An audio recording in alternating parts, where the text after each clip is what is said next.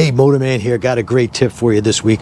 We're going to talk about clutch throttle coordination. And I know I've made videos on this before, but I still see people having a real problem just coordinating the clutch and throttle and using that friction zone for their low-speed handling. It's something you must know.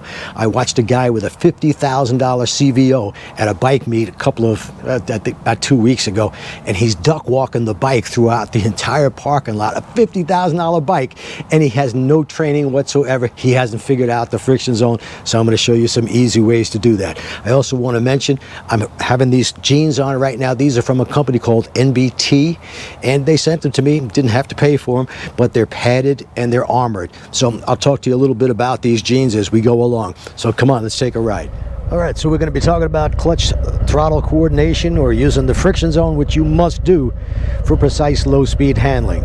Yes, I realize that you can duck walk your bike around and hope for the best, but you're still having to use the clutch and throttle to do that. Why not do it the right way? And this is going to help you in just so many ways. So first thing you should know is, and I got to get this out of the way, it does not cause extra wear and tear on your friction zone or your clutch if you use the friction zone at low speeds. There's no two ways around it.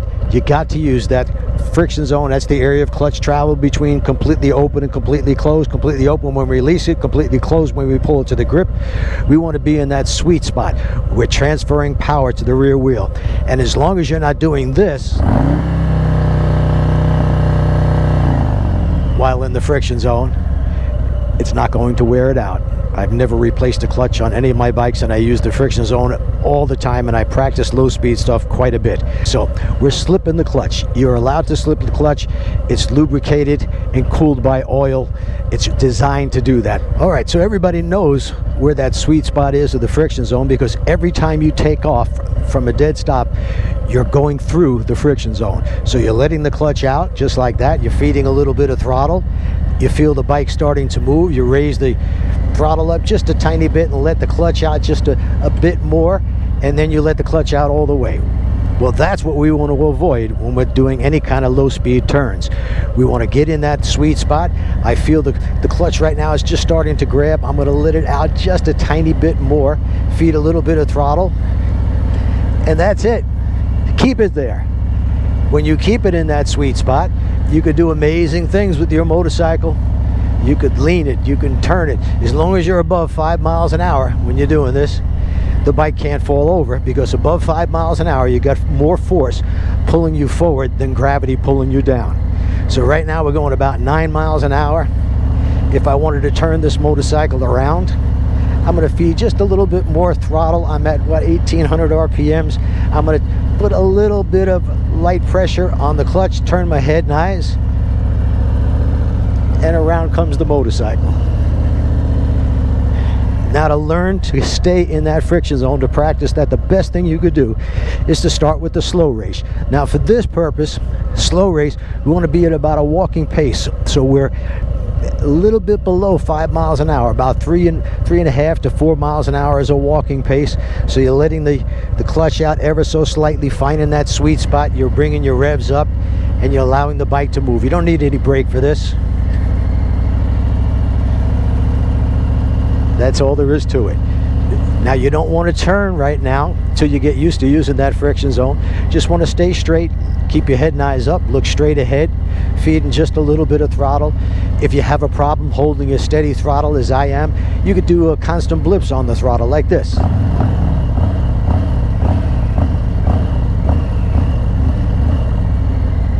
I do that a lot when I'm making really tight turns, like 18-foot turns, because it allows me to ride more aggressively. So you're practicing the slow race. Now you want to start picking up your speed just a little bit, get right around 5 miles an hour, and start turning those bars back and forth. Get that bike dipping from side to side. As long as I keep power to that rear wheel, the bike won't fall over. If I release power by pulling in the clutch, yeah, there's a good chance. In fact, I would almost guarantee it's going to fall over. So, head and eyes up. Feel where that friction zone is. Keep it in that sweet spot. When I'm making turns, I'm fluctuating that clutch just a tiny bit. In other words, if I want to make a turn right here, what I'm going to do is feed a little bit more throttle, and I'm going to let the clutch out just a tiny bit, Don't even have to hardly lean the bike to do this.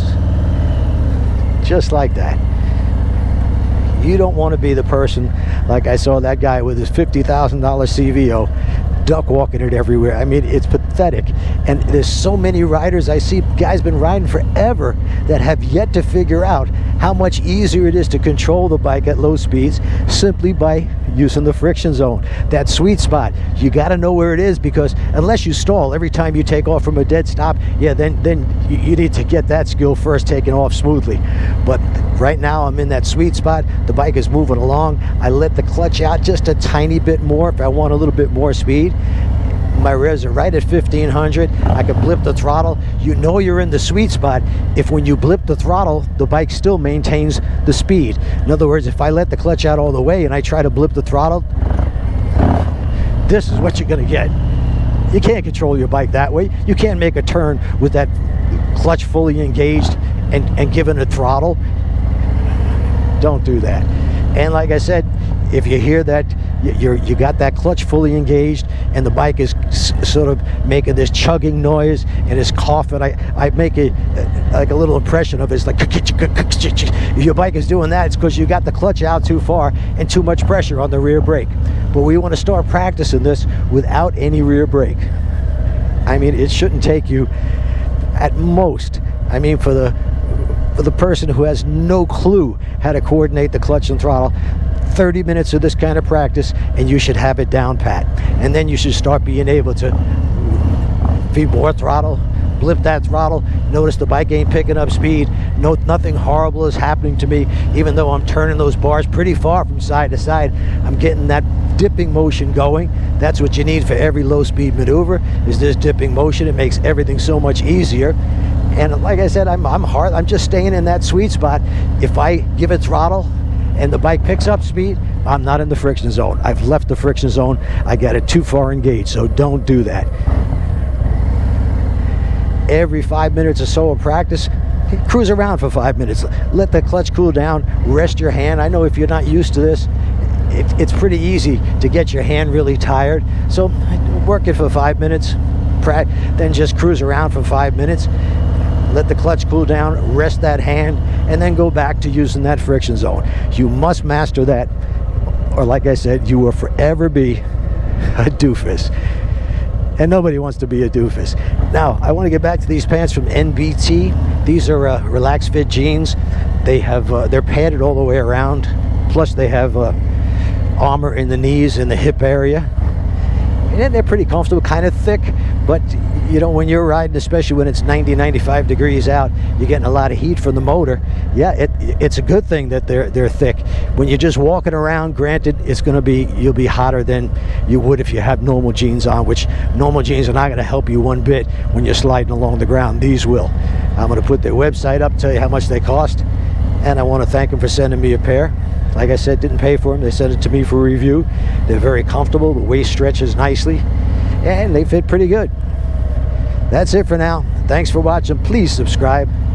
And don't forget, check out my new channel, Muscle Cars Old and New. If you're into cars at all, I think you really enjoy it. Till next time.